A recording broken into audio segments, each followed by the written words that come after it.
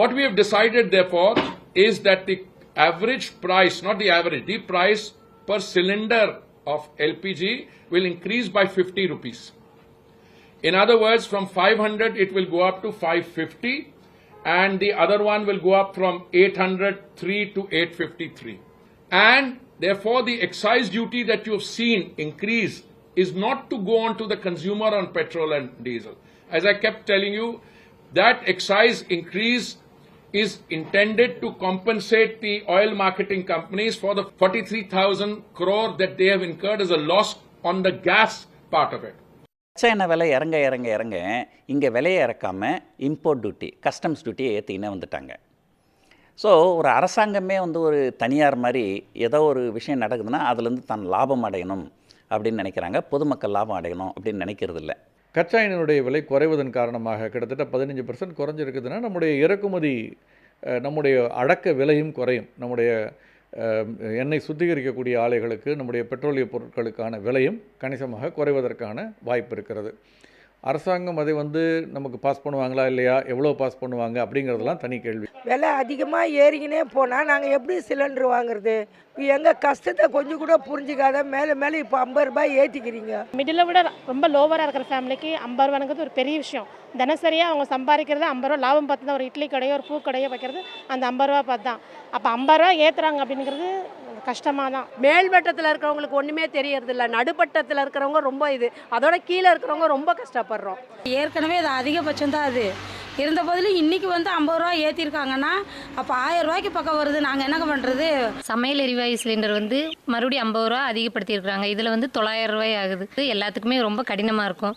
இப்போ பார்த்தீங்கன்னா சிலிண்டர் விலை ஏறி இருக்குது. முன்னறிவிப்பு இல்லாமல் அடிக்கடிக்கு ஏற்றுறாங்க. இது நம்ம நடுத்தர மக்களுக்கு ரொம்ப கஷ்டம். 50 ரூபாய் கேஸோட விலை ஏற்றிட்டாங்க அப்படின்னு சொல்லிட்டு அது கேட்கும்போது எனக்கு திடீர்னு ஹார்ட் அட்டாக்காக வந்துச்சு. எனக்குன்னு நான் ப்ரெஷர் வேறு இருக்குது. எனக்கு முன்கூட்டி எதுவுமே தெரிவிக்காமல் எங்களை மாதிரி மக்கள் இந்த விஷயத்தை தான் நாங்கள் எதிர்பார்த்துட்ருக்குறோம். இது இப்படி லீனிங்காக போதா இல்லையா அப்படின்ட்டு. ஆனால் திடீர்னு இப்படி ஏற்றிட்டா எங்கள் மாதிரி மக்கள் நாங்கள் என்ன மாதிரி இருப்போம்? இது எனக்கு ரொம்ப ரொம்ப மன உளைச்சலை தான் கொடுக்குது.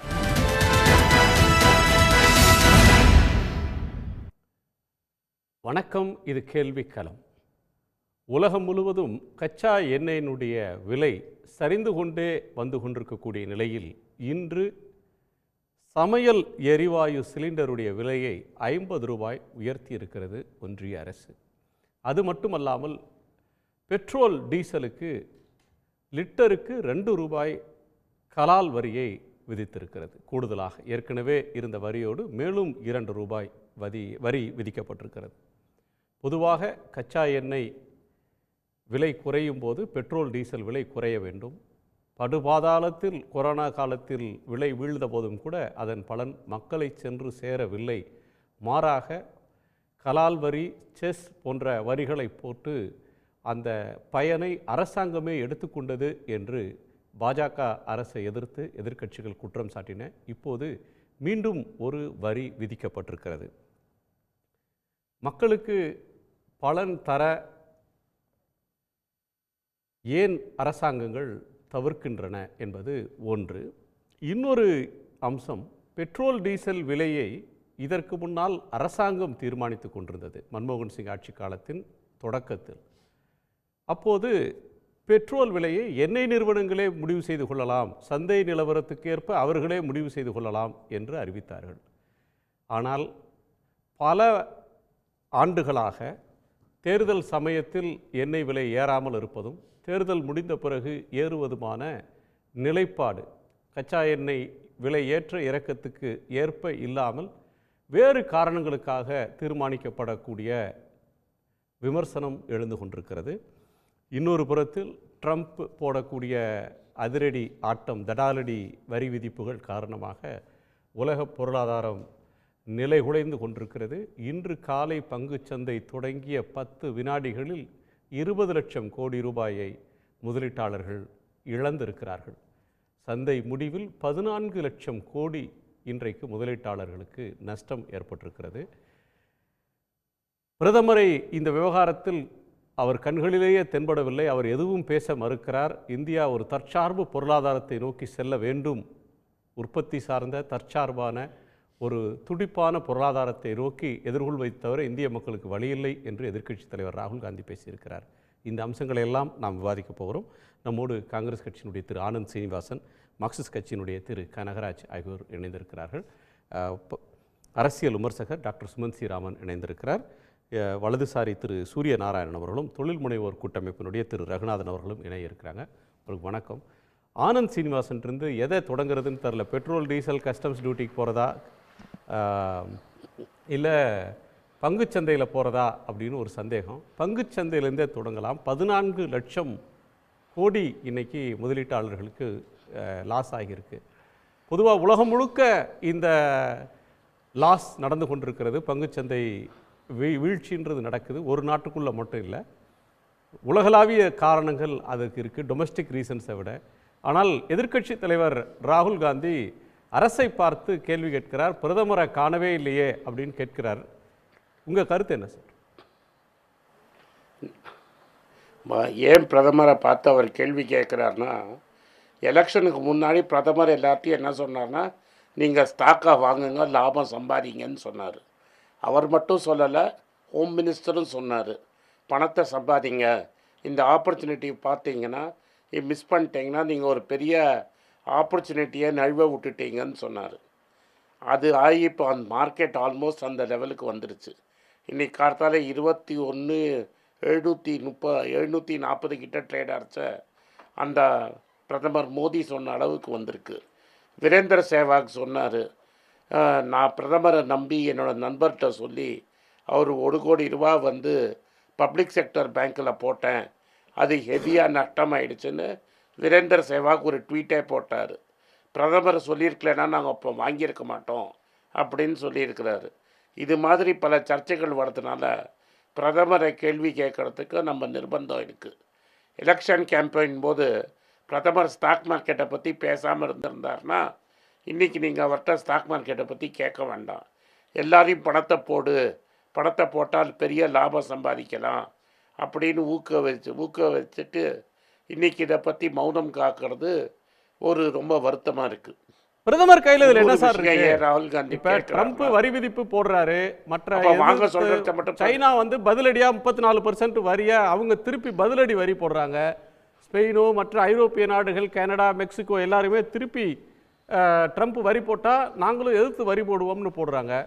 பெரிய பாதிப்பு இந்தியாவுக்கு இதனால் இல்லை, நாங்கள் வந்து முதல்ல அனலைஸ் பண்ணுறோம்னாங்க, பிறகு வந்து நோ இம்பேக்ட் அப்படின்ற ஒரு கட்டத்துக்கு இந்திய அரசு வந்திருக்கு. இந்தியாவுக்கு இதனால் பாதிப்பு இல்லைன்னு சொல்கிற ஆர்கியூமெண்ட்டை நீங்கள் ஏற்றுக்கிறீங்களா?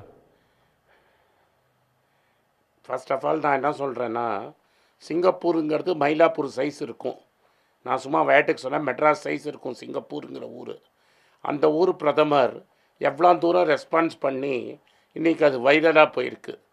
மலேசியா பிரதமர் எப்படி பேசியிருக்காரு, அது வைரலாக போயிருக்கு. நம்ம பிரதமர் ஒருத்தர் தான் பேசாமையே இருக்கிறாரு. மற்ற எல்லா நாட்டு தலைவர்களும் ஒன்று பேசியிருக்கிறாங்க, ஒரு விஷயம் சொல்லியிருக்கிறாங்க. உலகத்தில் பெரிய நாடுகளில் இந்தியா தான் ஒரே நாடு வேறு பிரதமரும் பேசலை, ஃபைனான்ஸ் மினிஸ்டரும் பேசலை. ஏன்னா சிதம்பரம் சொன்னதை நீங்கள் நினைவு கொள்ளணும். இவங்க 2 பேருக்கும் போஸ்டேட் ஸ்டாம்ப் பின்னாடி எழுதுகிற அளவு கூட பொருளாதாரம் தெரியாது. அந்த பொருளாதாரம் தெரியாததுனால அவங்களால பேச முடியல. 1. 2வது, இந்தியாவில் இம்பேக்ட் இருக்காதுன்னு சொல்கிறது மொத்தலும் பொய். ஏன்னு சொல்கிறேன், இங்கேயே மெட்ராஸில் பாடி பக்கத்தில் போனீங்கன்னா டிவிஎஸ்னு ஒரு கம்பெனி இருக்குது, அப்புறம் அமால்கமேஷன்ஸ்னு ஒரு குரூப் இருக்குது, ராணேன்னு ஒரு 3வது குரூப் இருக்குது. இவங்கள்லாம் வந்து ஆட்டோ காம்பனன்ட்ஸ் அமெரிக்காவுக்கு எக்ஸ்போர்ட் பண்ணுறாங்க. அதில் டிவிஎஸ் கம்பெனி ஒன்று இருக்குது, சுந்தரம் ஃபாஸ்ட்னர்ஸ்னு. அவங்க வந்து ஜிஎம்ங்கிற கம்பெனிக்கு பெரிய லெவலில் மெட்டீரியல் சப்ளை பண்ணுறவங்க. இவங்க எல்லாருக்கும் டெஃபினட்டாக பாதிப்பு இருக்குது. ராணிப்பேட் பக்கத்தில் மாதர்சன் சூமி அப்படின்னு ஒரு கம்பெனி ஆட்டோ காம்பனண்ட் எக்ஸ்போர்ட் பண்ணுறாங்க, அவங்களுக்கு இம்மீடியட் அடி இருக்குது. ஃபார்மா கம்பெனிகளுக்கு இப்போதைக்கு அடி இல்லாட்டாலும் கூடிய சீக்கிரம் டேக்ஸ் போடுவேன்னு ட்ரம்ப் சொல்லியிருக்காரு. இந்தியாவிலேருந்து ஜெம்ஸ் அண்ட் ஜுவல்லரி எக்ஸ்போர்ட் பண்ணுறவங்க 50% ட்ராப் இருக்குன்னு சொல்கிறாங்க. இந்தியாவிலேருந்து நகையை ரெடி பண்ணி அமெரிக்காவுக்கு எக்ஸ்போர்ட் பண்ணுறவங்களில் ஆல்ரெடி 50% குறைஞ்சிருச்சு.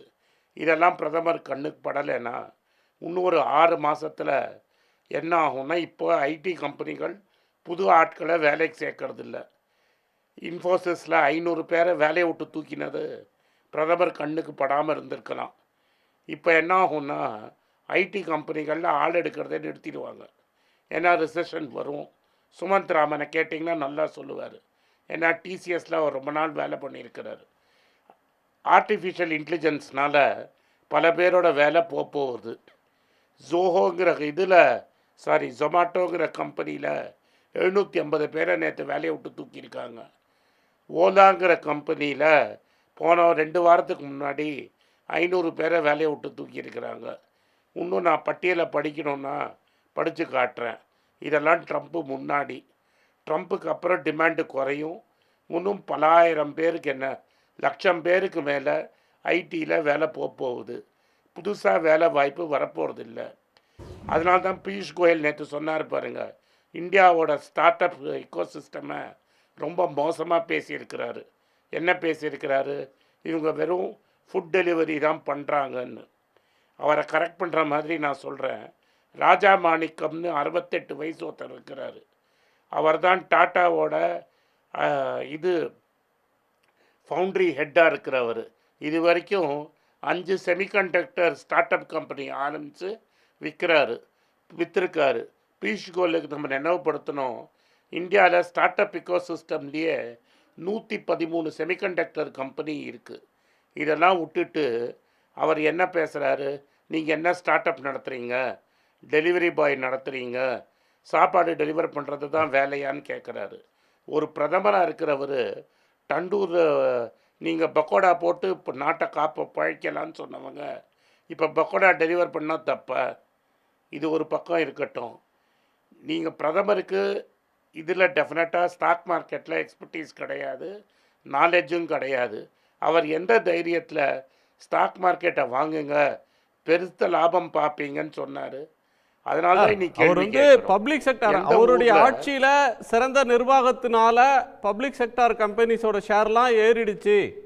ஸோ ஆட்சியோட சாதனைகளில் ஒன்றா அன்னைக்கு அதை சொன்னாங்க. இப்போ நீங்கள் அதை ஒரு குற்றச்சாட்டாக சொல்கிறீங்க. இல்லை இல்லை இல்லை உங்கள்கிட்ட இன்னொரு விஷயம் கேட்குறேன். பொதுவாக இல்லை குணா, சொல்லுங்கள் சார். சொல்லுங்கள்.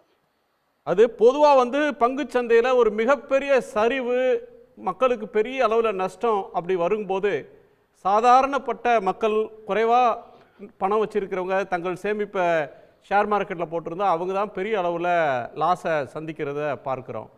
அப்படிப்பட்ட நேரத்தில் ஃபினான்ஸ் மினிஸ்டர்ஸு வெளியில் வந்து, இல்லை நம்ம எக்கானமியோட ஃபண்டமெண்டல்ஸ்லாம் ரொம்ப ஸ்ட்ராங், நீங்கள் வந்து பேனிக் ஆகாதீங்க அப்படின்னு சொல்கிற இதை வந்து பிரணாப் முகர்ஜி காலத்துலேயும் சிதம்பரம் காலத்துலேயும் பார்த்தோம்.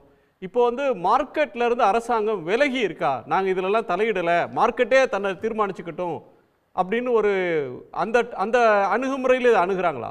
இல்லை இல்லை இல்லை இந்த பப்ளிக் செக்டர் ட்வீட்டு போட்டார். ஒரு இன்டர்வியூ, என்டிடிவி கொடுத்த இன்டர்வியூவில் ஸ்டாக் மார்க்கெட்டில் இன்வெஸ்ட் பண்ணுங்கன்னே சொன்னார். பிரதமரும் சொன்னார், அமித்ஷாவும் சொன்னாங்க. ரெண்டாவது விஷயம், அதை ராகுல் காந்தி ஒரு ப்ரெஸ் கான்ஃபரன்ஸ் போட்டு காமிச்சார். எப்படி சில பேர் அதுலேருந்து காசு பண்ணாங்கங்கிறதுக்கு ஒரு ப்ரெஸ் கான்ஃபரன்ஸே காங்கிரஸ் கட்சி நடத்திட்டு யூடியூப்பில் போய் தேடி பார்த்தா அது இருக்கும். அவங்களுக்கு பொருளாதாரமே தெரியாதவங்களுக்கு ஸ்டாக் மார்க்கெட் எப்படி தெரிய போகுது?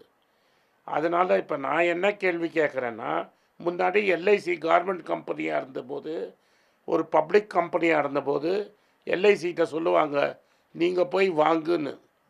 ஏன்னா எல்ஐசி வந்து மியூச்சுவல் பெனிஃபிட் கம்பெனி. இன்றைக்கி மாதிரி ஒரு மார்க்கெட் விழுந்தபோது எல்ஐசி லிஸ்ட்டாக இல்லைன்னா எல்ஐசியை விட்டு ஒரு 20,000 கோடிக்கு மார்க்கெட்டில் வாங்க வைப்பாங்க. அது ஒரு ஃப்ளோர் மாதிரி நிற்கும். அதாவது மார்க்கெட்டை ஒரு அளவுக்கு மேலே விழாமல் தடுத்து நிறுத்தத்துக்கு எல்ஐசியை யூஸ் பண்ணுவாங்க. இன்றைக்கி எல்ஐசியை நீங்கள் பார்லிமெண்ட்டில் டிஸ்கஷனே இல்லாமல் ஒரு மக்கள்கிட்ட இருக்கிற கம்பெனியை எடுத்து கவர்மெண்ட் கம்பெனியாக மாற்றி பேக்கெட்டில் மாற்றிக்கிட்டு அந்த ஷேரை விற்றுட்டீங்க. இனிமேல் உங்களுக்கு எல்ஐசி மேலே அவ்வளோ கண்ட்ரோல் கிடையாது. பெட்ரோல் டீசல் பற்றி பேச வந்தீங்க சார். $70 இருந்த பெட்ரோல் $60 விழுந்திருக்கு. 10% விழுந்திருக்குன்னா உங்களுக்கு $6 $7 விழுந்திருக்கு. பிரதமருக்கு ரொம்ப நெருங்கியமாக இருக்கிறவர் A1 அப்படின்னு நாங்கள் செல்லமாக கூப்பிடுற ரிலையன்ஸ் கம்பெனியை அவங்க பங்க்கில் ₹5 பெட்ரோல் கம்மியாக விற்கிறாரு. எப்படி ரிலையன்ஸால் ₹5 பெட்ரோல் கம்மியாக விற்க முடியுது? டீசல் வந்து பல்காக வாங்கினீங்கன்னா ₹10 டிஸ்கவுண்ட் கொடுக்குறாரு. எப்படி ரிலையன்ஸால் சில நேரத்தில் ஹாப்பி ஹவர்னு சொல்லி ₹5 கம்மியாக பெட்ரோலும் பல்காக வாங்கினா டீசலுக்கு ₹10 கம்மியாக எப்படி கொடுக்க முடியுது? அப்போ என்ன நீங்கள் பண்ணுறீங்க? பணக்காரன் தான் பல்காக வாங்குவான். பணக்காரன் இருக்கிற ஊராக பார்த்து அங்கே இருக்கிற பங்கில் ₹5 கம்மியாக உங்கள் ஃப்ரெண்டு விற்பார். ₹10 கம்மியாக பல்காக டீசல் வாங்குகிறோம், டீசல் வாங்கிப்பான். எல்பிஜியோட பிக்கஸ்ட் மேனுஃபேக்சரர் வந்து ரிலையன்ஸ் தான். இவங்க எல்லாருக்கும் சலுகை கொடுப்பீங்க. அவருக்கு ₹1750 கோடி வந்து பிஎஸ்என்எல் பில் போட மறந்து போயிடும். ஜியோக்கு பில் போடணும், அந்த பில் போட மறந்து போயிடுவாங்க. ஏன்னா பாவம் பாருங்கள், பையன் கல்யாணத்துக்கு ₹1750 கோடி செலவு பண்ணிட்டாரு. இந்த பில்லு போடாமல் விட்டுட்டோன்னா மறந்து போயிடுவாங்க. உங்களுக்கும் எனக்கும் குணம், பிஎஸ்என்எல் பில் அனுப்ப மறந்துடுவாங்களா? இது பாருங்கள், எல்லாமே பார்த்துக்கோங்க. பிஎஸ்எல் இப்போ பில்லு, இன்றைக்கி பெட்ரோல் எல்பிஜி விலையை ஏற்றுறது, ஜியோவில் வந்து பெட்ரோல் விலை கம்மியாக கிடைக்கிறது ஹாப்பி ஹவர்ஸில், டீசலுக்கு பல்க் டிஸ்கவுண்ட், இது எல்லாமே என்ன பண்ணுறாங்கன்னா பப்ளிக்கு வந்து நேஷ்னலைஸ் கம்பெனியில் வராமல் எல்லாத்தையும் ஜியோ பக்கம் திருப்புறத்துக்கு ஒரு வழி. ஏன்னா இப்போ என்ன சொல்லிட்டாங்க, அந்த எஸ்ஆர் கம்பெனியை ராசன் சாஃப்ட்னு ஒருத்தர் வாங்கினார். இப்போ ராசன் சாஃப்ட் என்ன சொல்கிறா, எனக்கு விற்றுட்டு போனோன்னு. அந்த ராசன் சாஃப்ட் கம்பெனியை வாங்கிறதுக்கு அதானி பிட் பண்ணியிருக்காரு. வாங்கிட்டாருன்னு சொல்ல, பிட்டிங்கில் அதானி இன்ட்ரெஸ்ட். எதை எடுத்தாலும் இந்த 2 பேருக்கு தான் பிஸ்னஸ்.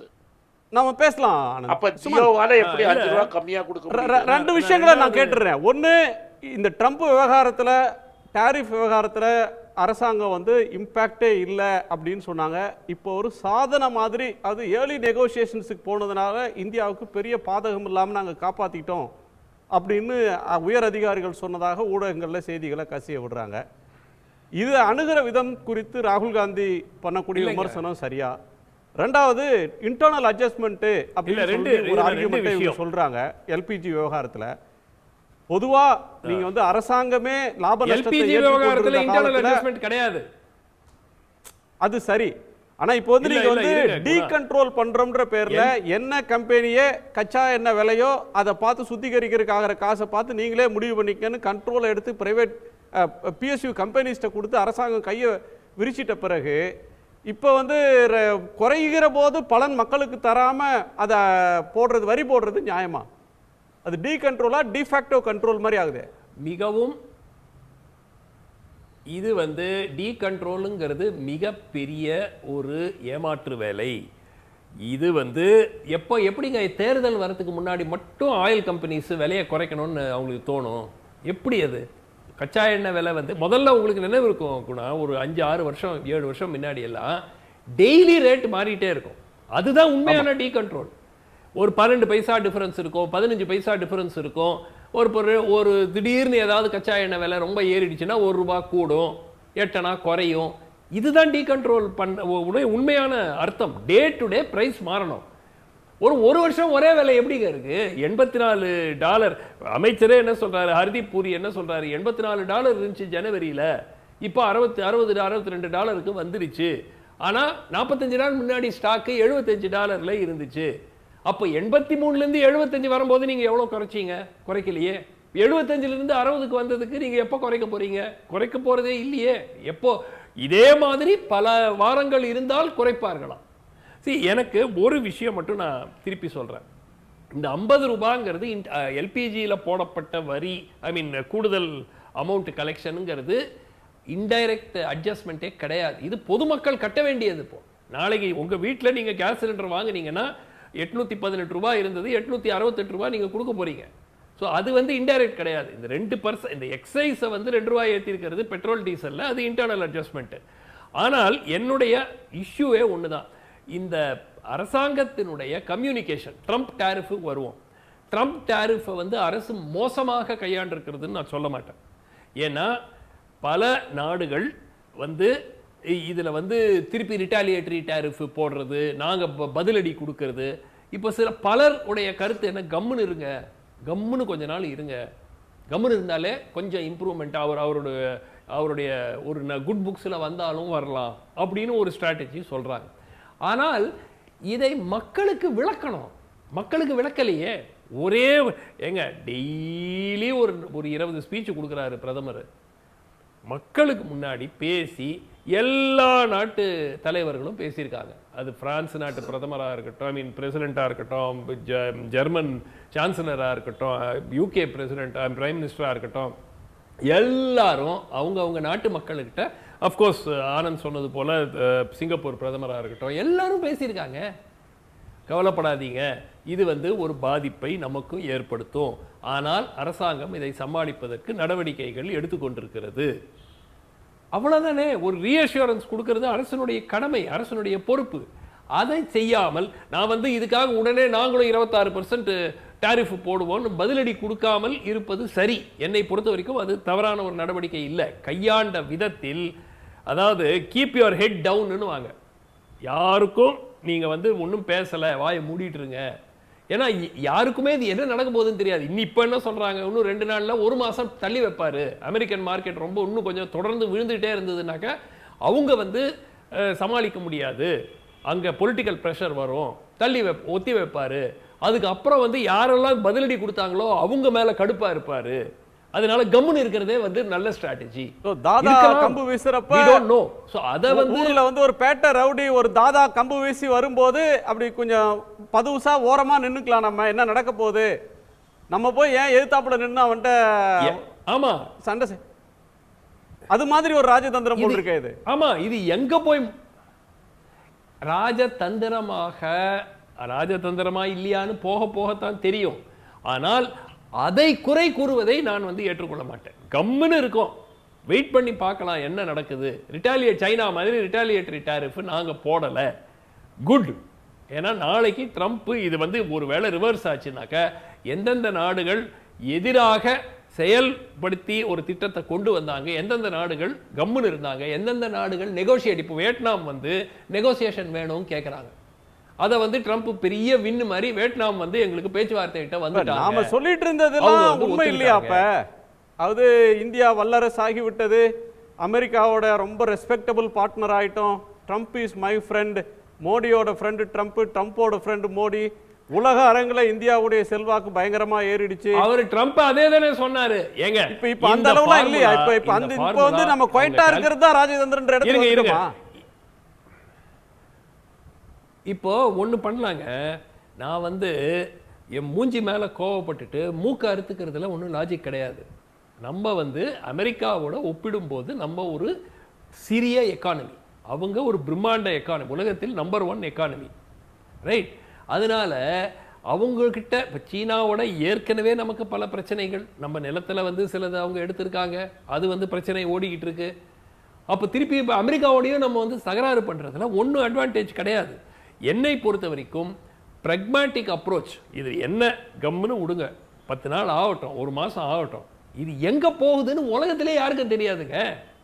சிலர் வந்து இன்னும் 10 நாளில் வாபஸ் வாங்கிடுவாருங்கிறாங்க, சிலர் வந்து அவர் என்ன ஆனாலும் வாபஸ் வாங்க மாட்டாருங்கிறாங்க, சிலர் என்ன சொல்கிறாங்க, இந்த ஃபார்முலாவை மாற்றி 26%, 2% ஆயிரும், 3% ஆயிரும் அப்படிங்கிறாங்க.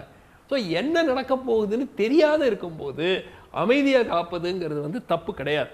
ஆனால் பொதுமக்கள் கிட்ட இதை விளக்க வேண்டும்.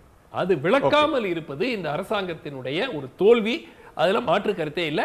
பெட்ரோல் டீசல் விலையில் இவர்கள் தொடர்ந்து செய்தது ஒரு நியாயமற்ற செயல். ஒரே ஒரு விஷயம்தான், இந்த மானியங்கள் 80 கோடி மக்களுக்கு இலவச உணவு கொடுக்கும் அளவுக்கு இந்த நாடு அந்த நிலைமையில் தான் இருக்கிறதா என்பது எல்லோருமே கேட்டுக்கொள்ள வேண்டிய கேள்வி. நீங்க என்ன சொல்றீங்க, வல்லரசு ஆயிட்டோம் தானே சொல்றீங்க. நீங்க இல்ல, எல்லா அரசாங்கங்களும் சொல்றது வல்லரசு ஆயிடுச்சு இந்தியா அப்படின்ட்டு.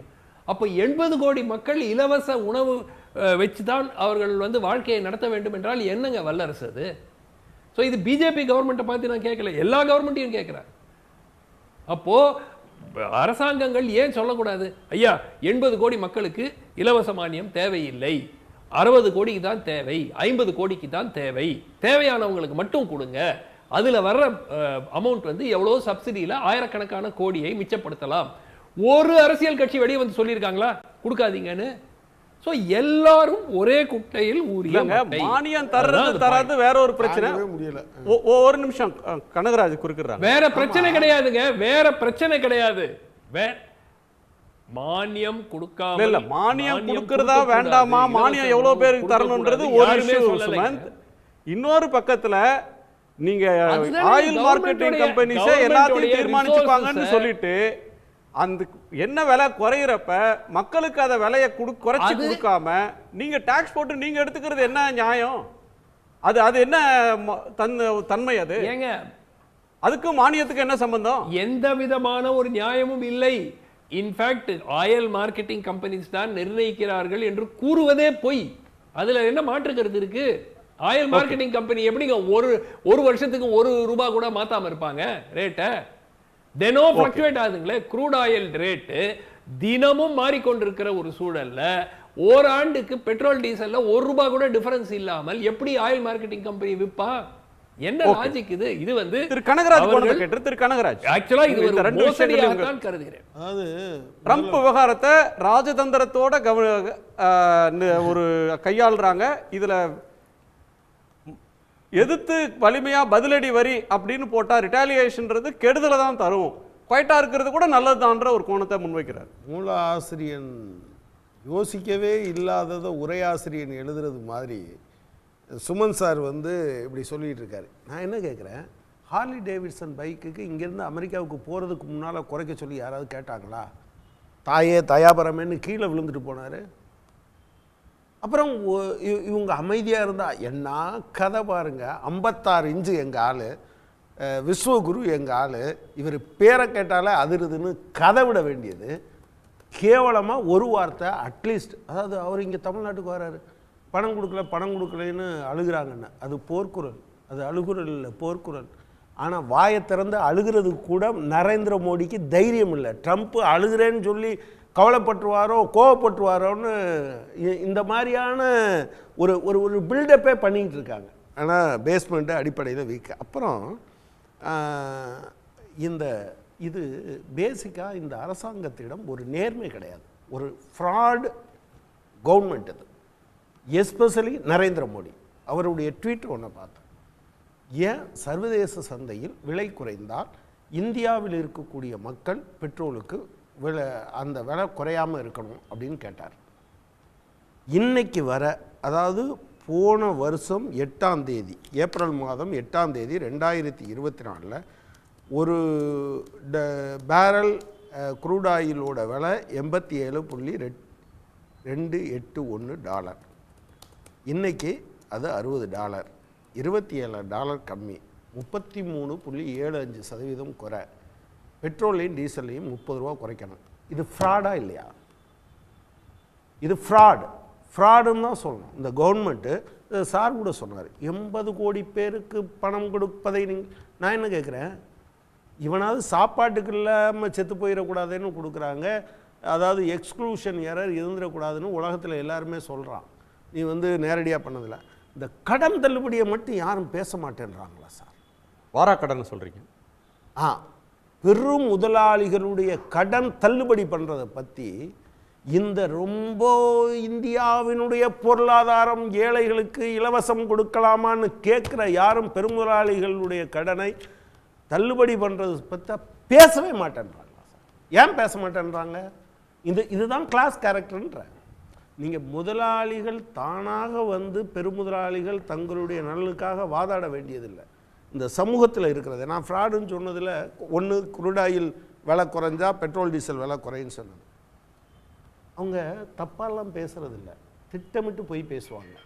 இங்கே வந்து நிர்மலா சீதாராமன் கோயம்புத்தூருக்கு வந்தாங்க. 20 லட்சம் பேருக்கு நாங்கள் முந்திரா கடன் கொடுத்துருக்கோன்னு நாங்கள். அவங்க சொன்னாங்க, இல்லைங்க பத்திரிகையாளர்கள், நாங்கள் மொத்தமே 34 லட்சம் பேர் தான் எங்கள் மாவட்ட மக்கள் தொகையை, நீங்கள் அதில் 20 லட்சம் பேர், I will double check and come back to யூன்னாங்க. ஆனால் நேர்மை இருக்கிறவங்களாக இருந்தால் அதை என்ன பண்ணியிருக்க மாட்டாங்க, அடுத்தடவை அதை சொல்லியிருக்க மாட்டாங்க. நாடாளுமன்றத்தில் பட்ஜெட்டை தாக்கல் பண்ண பிறகு திரு சிவா அல்லது திருச்சி சிவா தமிழ்நாட்டு எம்பிக்கெல்லாம் தமிழ்நாட்டுக்கு என்ன பண்ணீங்கன்னு கேட்கும்போது அதுலேயே அவங்க என்ன சொல்கிறாங்கன்னா, நான் கோயம்புத்தூருக்கு 20 லட்சம் பேருக்கு கடன் கொடுத்தேன்னு சொல்கிறாங்க. அவங்கள்ட்ட நேர்மை இல்லைன்னு இன்னொன்று ஏன் சொல்கிறேன்னா, மதுரை அருப்புக்கோட்டை ரயில் நீங்கள் ஒவ்வொன்றும் திட்டமாக இருக்கட்டும் அல்லது காசாக இருக்கட்டும், நிலைமை கையகப்படுத்தலை, ஸ்டேட் கவர்மெண்ட் தான் காரணம்னு சொன்னாங்க. திருப்பி பிடிச்சி கேட்டால் நான் சொன்னதை தப்பாக புரிஞ்சுக்கிட்டீங்கன்னு. எம்என் ரேகாவுக்கு தமிழ்நாட்டு யூபிஐ விட தமிழ்நாட்டுக்கு அதிக பணம் கொடுத்தோன்னு சொன்னாங்க இந்த வருஷம், அதாவது 24-25.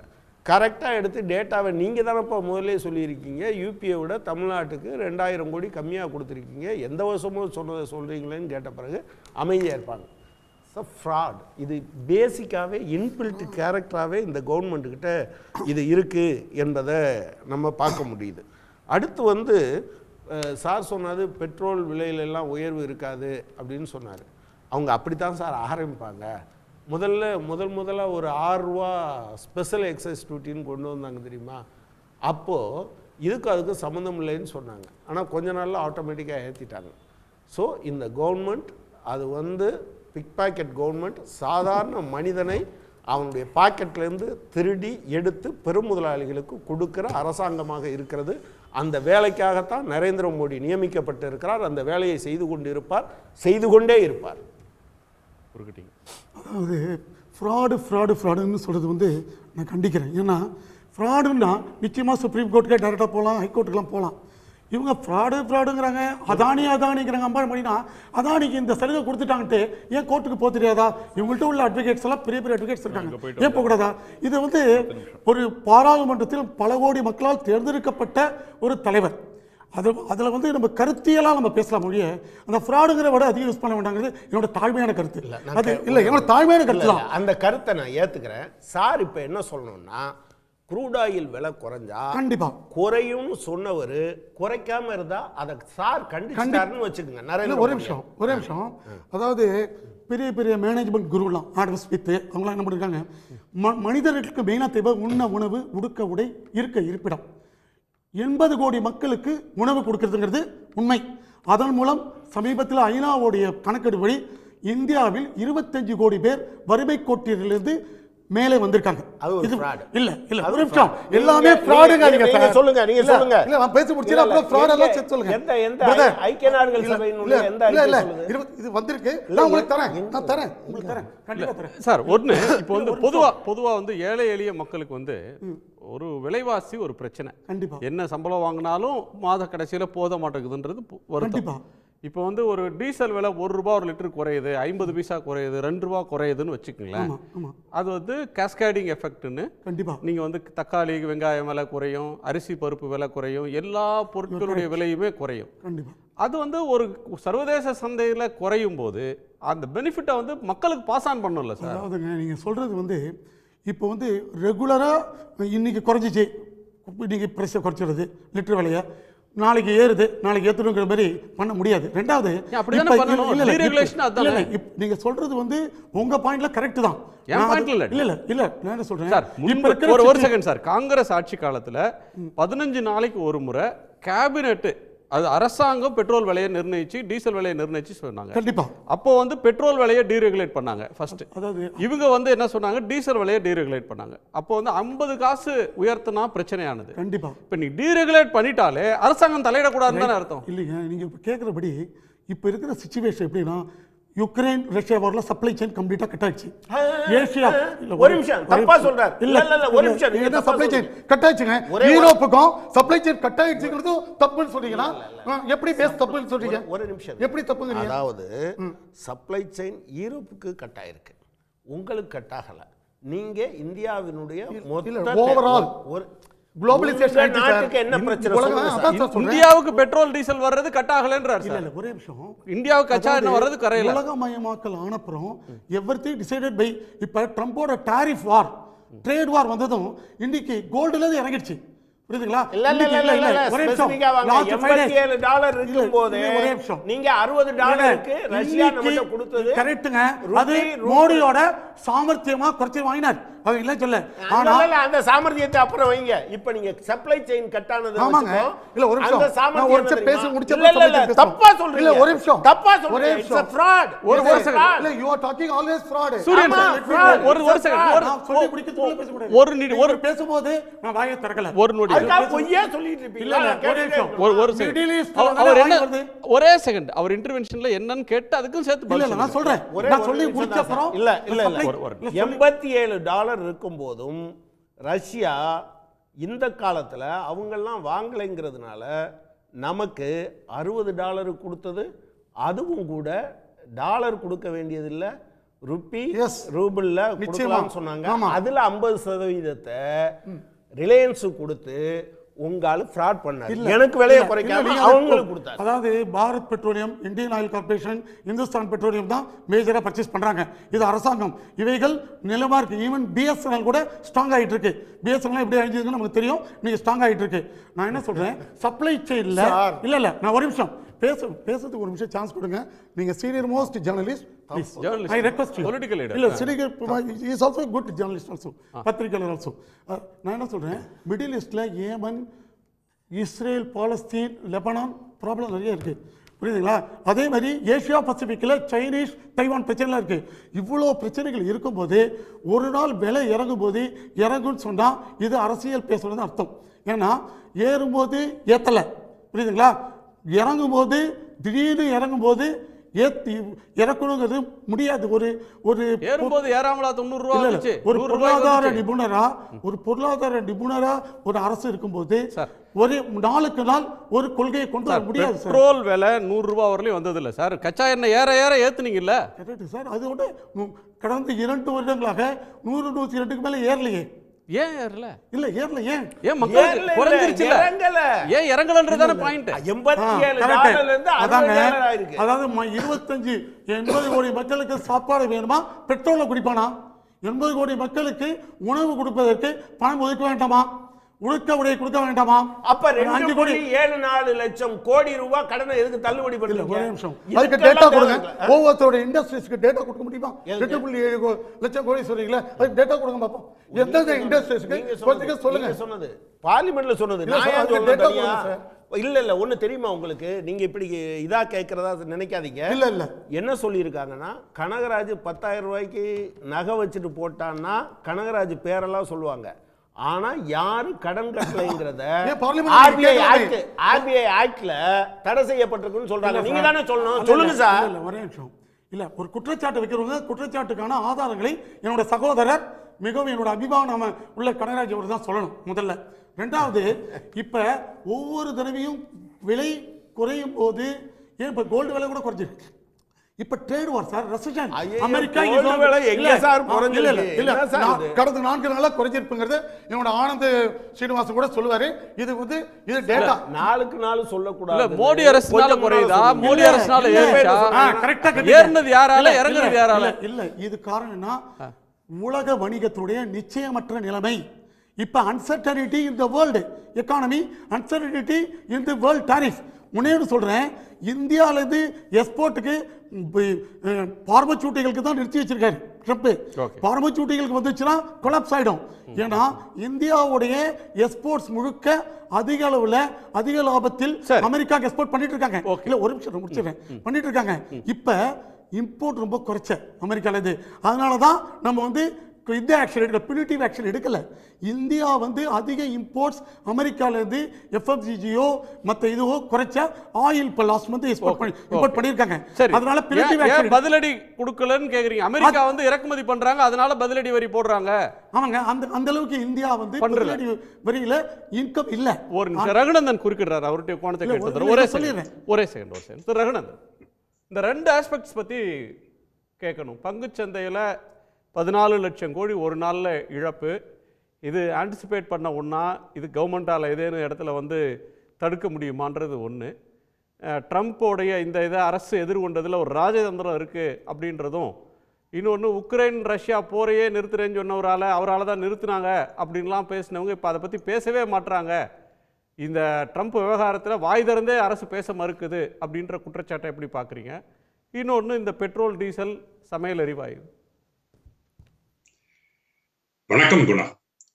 பெட்ரோல், டீசல், கேஸ்னுடைய பிரைஸ் இன்க்ரீஸை பத்தி முதல்ல பேசிடுறேன். இதுல 4 ஸ்டேக் ஹோல்டர். முதல்ல தயாரிப்பாளர்கள், இரண்டாவது கவர்மெண்ட் ஆஃப் இந்தியா, மூன்றாவது பெட்ரோல் கம்பெனிஸ், நான்காவது கன்சியூமர்ஸ். தயாரிப்பாளர்கள் சொல்றது எல்லாரும் கேட்டுக்கொள்ள வேண்டிய கட்டாயத்துல இருக்கிறோம். கன்சியூமர் என்ன பிரைஸ் ஏத்தினாலும் அதை ஏற்றுக்கொள்ள வேண்டிய கட்டாயத்துல இருக்கிறோம். நடுவில் இருக்கிறது மீதி 2 பேர். அது கவர்மெண்ட் ஆஃப் இந்தியாவும் பப்ளிக் செக்டர் அண்டர்டேக்கிங்ஸ் மோஸ்ட்லி இருக்கக்கூடிய பெட்ரோலியம் கம்பெனிஸும் தான். இந்த விலையேற்றம் 43,000 கோடி இந்த 50 ரூபாய் இன்க்ரீஸ்னால இவர்கள் இழப்பை ஈடு செய்வதற்கு ஏற்படுத்தி கொடுத்த வழி. யார் அதை ஏற்றுக்கொள்ள போகிறார்கள்? கன்சியூமர்ஸ். இரண்டாவது 12% கிட்டத்தட்ட எக்ஸைஸ் டியூட்டில 20% இன்க்ரீஸ் டீசல் பேர்ல. அது it will not be passed on to the petroleum companies. அப்ப பெனிஃபிஷியரி யாரு? Government of India. இவர்கள் இருவரும் தங்களது பைகளுக்குள் இந்த பணத்தை பிரித்து கொண்டு மற்ற இருவரையும் கவனிக்காமல் விட்டுவிட்டார்கள். இது தவறான ஒரு செயல். ஏன்னா இன்றைக்கு பெட்ரோல் டீசல் விலை ஏற்றம் இல்லைன்னு சொல்லியிருக்கலாமே தவிர எந்த காலகட்டத்திலும் இது ஏற்றப்படக்கூடிய நிலைக்கு நாம் தள்ளப்படுவோம் என்பது நிச்சயமான ஒரு கருத்து. இரண்டாவது, சராசரி மக்களுக்கு இலவசமாக கேஸ் சிலிண்டரை கொடுத்துவிட்டு அதனுடைய விலையை கிட்டத்தட்ட 10% உயர்த்துவது என்பது ஏற்றுக்கொள்ள முடியாத ஒன்று. ஒருத்தரை இதை உபயோகப்படுத்த சொல்லி நம்மளே அதை இன்டியூஸ் பண்ணிட்டு அவர்களது செலவிலே கை வைப்பது, அதுவும் அவர்கள் கையில் பணம் இல்லாத பொழுது கை வைப்பது ஏற்றுக்கொள்ள முடியாத ஒரு செயல். இது என்னுடைய கருத்து இந்த பகுதியில். இரண்டாவது ட்ரம்பினுடைய டாரிஃபை பொறுத்தவரை நண்பர் சுமன் சொன்னார், keep the head down அப்படின்னு. But you cannot keep silent. நேற்று முந்தானேத்து தான் எக்ஸ்போர்ட்டர்ஸ்னுடைய கருத்துக்களை இந்த அரசு கேட்க ஆரம்பித்திருக்கிறது. ஆனால் ட்ரம்ப் இந்த டாரிஃபை கொண்டு வருவேன் என்று சொல்லி கிட்டத்தட்ட 40 நாட்கள் ஆகிறது. இந்த 40 நாட்களிலே நம்ம எடுத்த ப்ரிப்பேர்ட்னஸ் என்ன? அதுதான் கேள்வி. புலி வரப்போகுதுன்னு சொல்லிக்கிட்டு இருந்தோம். வராதுன்னு இத்தனை நாள் சொல்லிக்கிட்டு இருந்தோம். வந்ததுக்கு அப்புறம் சைலண்டாக இருப்பது ஏற்புடையதே அல்ல. இதனுடைய தாக்கம் இன்னும் பல மடங்கு வரப்போகிறது. இந்த ஷேர் மார்க்கெட் ஃபிளாப் அப்படின்றது அல்லது சரிதல் என்பது ஒரு நாளிலே பல லட்சம் கோடிகள் விழுந்து விடக்கூடிய வாய்ப்பு. ஆனால் திரும்பி பழைய நிலையை வருவதற்கு 2-3 ஆண்டுகள் ஆகும். ஒவ்வொரு ஏற்றமும் பங்கு சந்தையில் நாட்கள் பிடிக்கும். அப்போ damage is today, recovery is later. இன்றைக்கு இந்தியா ஐசியூவில் இருப்பதை நான் பார்க்கிறேன்.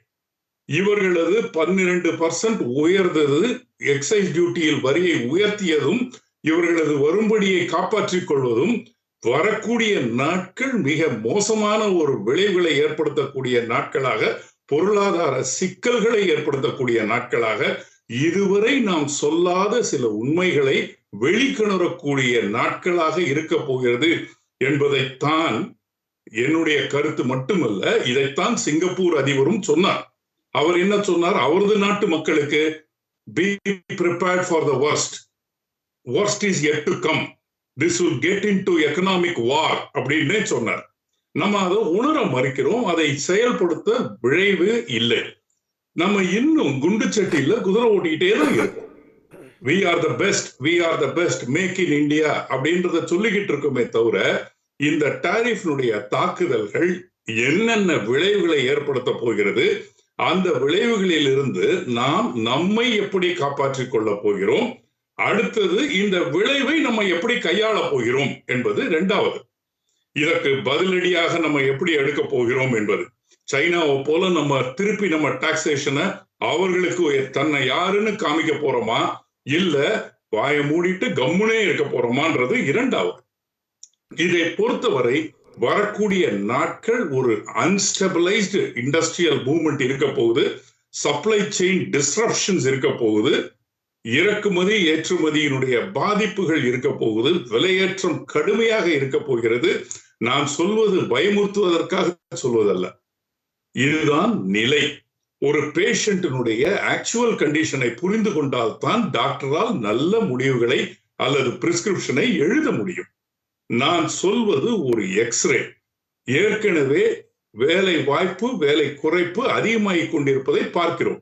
ஒரு பக்கம் டெக்னாலஜிக்கல் வளர்ச்சி, அதாவது ஆர்டிபிஷியல் இன்டெலிஜென்ஸ், டீப் டெக்னாலஜிஸ், இவையெல்லாம் எப்படி வேலைகளை குறைத்துக் கொண்டிருப்பது என்பதை பார்க்கிறோம் ஐடி இண்டஸ்ட்ரி. இரண்டாவது புறம் மேனுஃபேக்சரிங்ல கிட்டத்தட்ட 60% இறக்குமதியை சார்ந்த நாடுதான் இந்தியா. நாம் சொல்ல வேண்டுமென்றால் உண்மையிலேயே லேபிள் இன் இந்தியா என்ற கண்ட்ரி தான் இதற்கு பொருத்தமாக இருக்கும். Assemble in India, label in India தான் கரெக்டாக இருக்கக்கூடியது. இதை நான் சொல்லவில்லை, பொருளாதார ஆலோசகரே அதை எக்கனாமிக் சர்வேல குறிப்பிட்டு சொல்லியிருக்கிறார். நமது dependence on input materials are very ஹைன்னு. அப்போ இந்த டாரிஃபுகள் ஏற்படுத்தக்கூடிய அதிர்வலைகள் நம்மால் தாங்கக்கூடியதாக இருக்கக்கூடியதா அப்படின்றதுக்கு இன்று வரை எந்த கவுண்டர் ப்ரிப்பேர்ட்னஸும் அரசிடம் இல்லை. நேற்று காலையில் பியூஷ் கோயல் சொல்லியிருக்கிறார், நான் எக்ஸ்போர்ட்டர்ஸை சேர்ந்து மீட் பண்ண போகிறேன். ஒவ்வொரு ட்ரேட் அசோசியேஷனும் இதனுடைய இம்பாக்டை பத்திய ஸ்டேட்மெண்ட்டை கொடுத்து விட்டார்கள். இருந்தாலும் இந்திய அரசு என்ன செய்ய போகிறது என்பது யாருக்கும் தெரியவில்லை. இருட்டிலே கம்பை சுத்தி கொண்டிருப்பதை பார்க்கிறோம். இது மிக மன வருத்தத்தை கொடுக்கிறது குணா. இந்த விஷயத்தை நாம் இவ்வளவு இலகுவாக கையாண்டிருக்க கூடாது என்பதுதான் எனது கருத்து. எப்படி கையாண்டிருக்கும் சொல்லலாம். ஒரே ஒரு கேள்வி சார், இது ரொம்ப நாளைக்கு நீடிக்கும்னு நினைக்கிறீங்களா? இது நீடிக்கலன்றத விட ஈகோ பிரச்சனையில போய் மாட்டிக்கும். இப்போ மீதி கண்ட்ரிஸ், ஃபார் எக்ஸாம்பிள் சொல்றேன், மீதி கண்ட்ரிஸ் எல்லாரும் ஒன்று சேர்ந்து நாங்க இனிமே அமெரிக்காவுக்கு சப்ளை பண்ண மாட்டோம் அப்படின்ற ஒரு நிலைப்பாடு வரும் என்றால் அது மூன்றாவது பொருளாதார போராகத்தான் முடியும். நாம் சிலரை சார்ந்து இருக்கிறோம், அவர்கள் நம்மை சார்ந்து இருப்பார்கள். இதுதான் give and take policy of the world existence. இப்போ இதுல ஏதாவது டிஸ்ரப்ஷன்ஸ் வந்ததுன்னு வச்சுக்கோங்க, இதை ஏற்படுத்திக்கவே முடியாது. இரண்டாவது, இன்றைக்கு அமெரிக்காவிலும் சந்தை மிக அதிகமாக வீழ்ந்து விட்டதை பார்க்கிறோம்.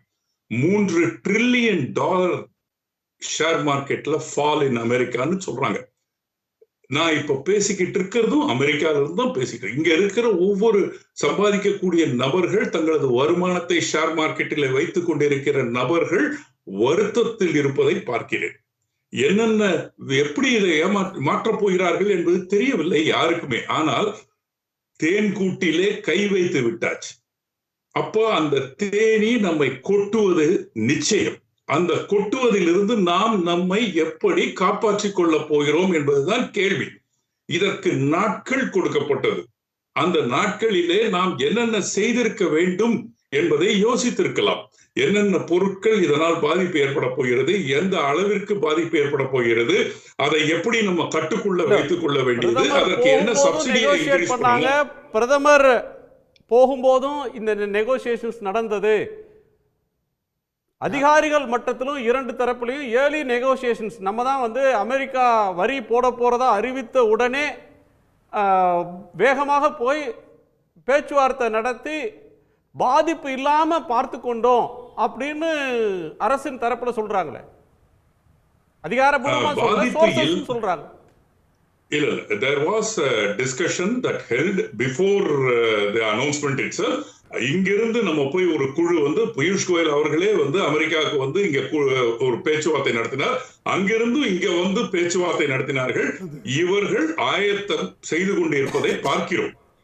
ஆனால் பேச்சுவார்த்தை மட்டுமே ஒரு பேஷண்ட நடுவுல வச்சுக்கிட்டு சுத்தி டாக்டருங்க நின்று பேசிக்கிட்டு இருந்தாக்க பேஷண்ட் குணமடைஞ்சிட மாட்டார். இப்போ வந்தாச்சு, இப்ப டாரிஃப் வந்தாச்சா இல்லையா? வந்தாச்சு. கடந்த 3 நாட்களாக ஆப்பிள் மொபைல் போனுடைய எக்ஸ்போர்ட் அதிகமாயிருப்பதை பார்க்கிறோம். பல நிறுவனங்கள் இந்த சனி ஞாயிறும் வேலை செய்து ப்ரொடக்ஷனை பூர்த்தி செய்து 9ஆம் தேதிக்குள்ள ஷிப்மெண்ட் பண்ணிடணும்னு துடிப்பதை பார்க்கிறோம். அதுக்கப்புறம் என்ன நிலை? இவ்வளவுதான் கேள்வி. இப்போ என்ன, வாட் இஸ் தட் நெக்ஸ்ட் அப்படின்னு பார்த்தோம்னா, அந்த நெக்ஸ்டுக்கு நம்ம ப்ரிப்பேர் ஆகணும். ஒரு லைவ் ஒயரை தொடறதுக்கு முன்னாடி கிளவுஸாவது போட்டுக்கணும், அல்லது பவரையாவது ஆஃப் பண்ணணும். ரெண்டும் பண்ணாம ஒயரை தொட்டதுக்கு அப்புறம் ஷாக்கடியுதுன்னு கத்துனா என்ன பிரயோஜனம்? இதைத்தான் நான் பார்க்கிறேன். இது சரியான முறையில் கையாளப்படவில்லை என்பதுதான் எனது கருத்து. பார்மசூட்டிக்கல் கம்பெனிஸ், டாக்டர் ரெட்டிஸ், அந்த மாதிரி நிறைய கம்பெனிகள் அங்கேயே டிஸ்ட்ரிபியூட்டர்ஷிப் வச்சிருக்காங்க. இப்போ இவங்களோட டேக்ஸ் வந்து 27% ஏறும். ஃபுட் ஐட்டம்ஸ் நிறைய பேர் ஃபுட்ஸு அதெல்லாம் வந்து இங்கே தான் அனுப்பிச்சு அங்கே இது பண்ணுறாங்க. ஸோ இந்தியன் எக்ஸ்போர்ட்டர்ஸ், ஏற்றுமதியாளர்களுக்கு மிகப்பெரிய பின்னடைவுகள் ஏற்படலாம். அப்போ வந்து நாம் பிரதம மந்திரியும் இந்திய அதிகாரிகளும் பேசியும் ட்ரம்ப் அவர்கள் ஒத்துக்கொள்ளவில்லை. ஏன்னா 20 நாடுகள் மிகவும் அஃபெக்ட் ஆகுது. Australia, Canada, China, India, Taiwan, அதுமாரி சிங்கப்பூர், நிறைய கண்ட்ரி ரெஃபர் பண்ணும்போது ஒரு நாட்டுக்கு கொண்டு சலுகை அவர் கொடுக்கவில்லை. அவர் என்ன சொன்னார், you are my friend but I will not dilute the tariff plan அப்படின்றார். It is a trade war has happen. இப்பொழுது வந்து ட்ரேட் வார் ஆரம்பித்து விட்டது. இதில் என்னத்தில் ஒன்று முடியும்னா, மிகப்பெரிய லெவலில் ஒரு கண்ட்ரிகள் சேர்ந்து முடிவெடுத்தால் யுஎஸ்ஏ விதம், ஆனால் அவ்வாறு முடிவெடுப்பதற்கு சான்ஸே இல்லை என்பதுதான் நிரந்தர உண்மை. அது இன்னொரு பக்கம், பங்குச்சந்தையில பணம் போட்டவங்க இன்னும் பாதாளத்துக்கு போகுமா இல்ல மீளுமான்னு கதறத பாக்குறோமே. ஆமாங்க, அமெரிக்க சந்தை இதனால் அதிக லாபம் அடையும் நினைச்ச அமெரிக்க சந்தையே கண்டிப்பா படுத்து விட்டது கடந்த 4 நாட்களாக. மிக அதிக லெவலில் இந்திய பங்குச்சந்தை உடைய உலகத்தில் உள்ள அனைத்து பங்குச்சந்தைகளும் படுத்து விட்டது. இது வந்து அன்சர்டனிட்டி இன் தி வேர்ல்டு. இப்போ அன்சர்டனிட்டி இருக்கும்போது முறைப்படி கோல்டு விலை ஏறணும். ஒரு சமயத்தில் ஒரு 7-8 நாள் ஏறிட்டு இறங்க ஆரம்பிச்சிச்சு. இப்போ மக்கள் எதை வாங்குவது எதை பண்ணுவது என்பதை இப்போ நான் சில ஏற்றுமதியாளர்கள், இந்திய ஏற்றுமதியாளர்கிட்ட பேசினேன். அவங்க என்ன சொல்கிறாங்க, எங்களால் இன்னும் ஒரு வாரம் என்ன டிசிஷன் எடுப்பதே தெரியவில்லை, அதனால் நாங்கள் ப்ரொடக்ஷனை நிறுத்திவிட்டோம் என்று சொல்லுவதுதான் நிதர்சன உண்மை. இல்லை, அவங்களுக்கு வந்து ஒரு அரசாங்கம் இதை செய்யுங்கன்னு சொல்ல வேண்டாமா? இல்லை, இப்போ செய்ய இதான் நம்ம ஸ்ட்ராட்டஜி, இதை நீங்கள் செய்யுங்க. இல்லை, அதுக்கு பேச்சுவார்த்தைகள் நடந்து கொண்டு இருக்கிறது. உடனே டிசிஷன் எடுக்க முடியவில்லை. அதுதான் உண்மை. நன்றி நன்றி நன்றி. திரு ரகுநந்தன். இல்ல, இப்போ ஒரு பாசிட்டிவ் பாயிண்ட் என்ன நம்ம பார்க்கணும் இதுல அப்படின்னா, 26% இந்தியாவுக்கு, 46% வியட்நாமுக்கு, 34% சைனாவிற்கு, 32% தைவானுக்கு. இது 3 பார்க்கிறோம்.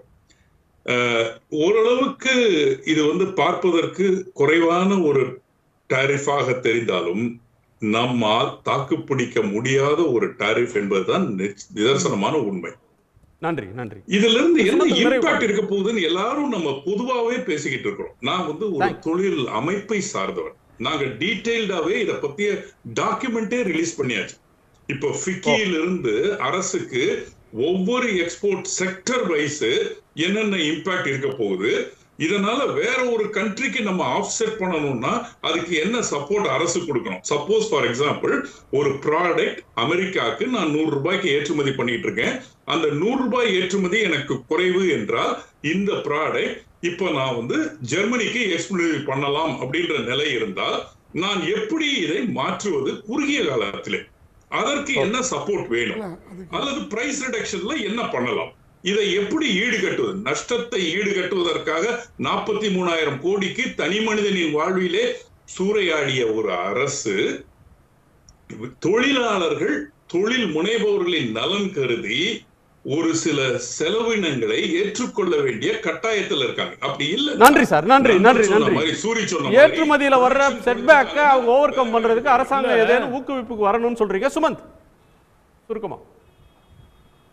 இல்லை, அடிப்படையாக இந்த டேரிஃப்ஸை பொறுத்த வரைக்கும் என்ன இம்பேக்ட் இருக்குங்கிறத ப்ரிடிக்ட் பண்ணுறதுங்கிறதுக்கே மாத கணக்கில் ஆகும்.